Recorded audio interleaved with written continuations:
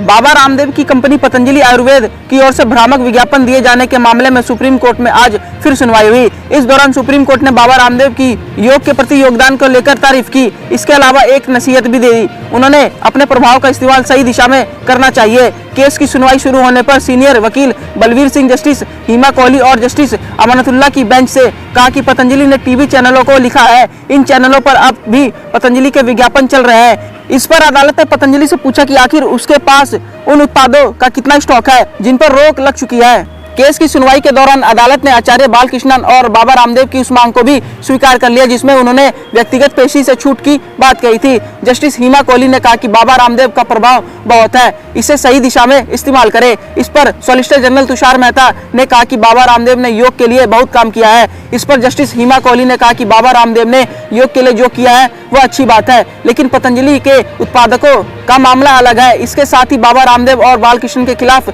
अदालत की अवमानना के मामले में फैसला रिजर्व रख लिया गया। अब इस केस की अगली सुनवाई 9 जुलाई को होगी। सुप्रीम कोर्ट में एफिडेविट दाखिल करने के बाद भी अपने भ्रामक विज्ञापन जारी रखने को लेकर पतंजलि के मुखिया बाबा रामदेव और बालकृष्ण पर अवमानना का केस चल रहा है। अदालत ने कहा कि यह मामला इस चीज का है कि जनता को उत्पादों के बारे में बताया जाए। बेंच ने कहा लोगों को समझ है और उन्हें अपनी पसंद चुनने का हक है, लेकिन उन्हें पूरी जानकारी मिलनी चाहिए। दरअसल पतंजलि के खिलाफ IMA ने केस दायर किया था जिसमें कहा गया था कि कोरोना, डायबिटीज और BP जैसी समस्याओं को दूर करने का दावा पतंजलि की दवाओं से किया जा रहा है। खासतौर पर कोरोना ठीक करने के दावे के साथ बिक रही पतंजलि की दवा कोरोनिल पर सवाल उठे थे। इन विज्ञापनों को हटाने का आदेश सुप्रीम कोर्ट ने बीते साल ही दिया था। इसका वादा भी पतंजलि ने किया था, लेकिन फिर भी विज्ञापन जारी रहे तो सुप्रीम कोर्ट में अवमानना का केस दायर हुआ था। इस पर शीर्ष अदालत ने खूब सुनाया था। इसके बाद पतंजलि आयुर्वेद ने अखबारों में विज्ञापन देकर माफी मांगी है। इस खबर पर क्या है आपकी राय, हमारे कमेंट बॉक्स में जरूर लिखिएगा और देश दुनिया की तमाम खबरों को सबसे पहले जानने के लिए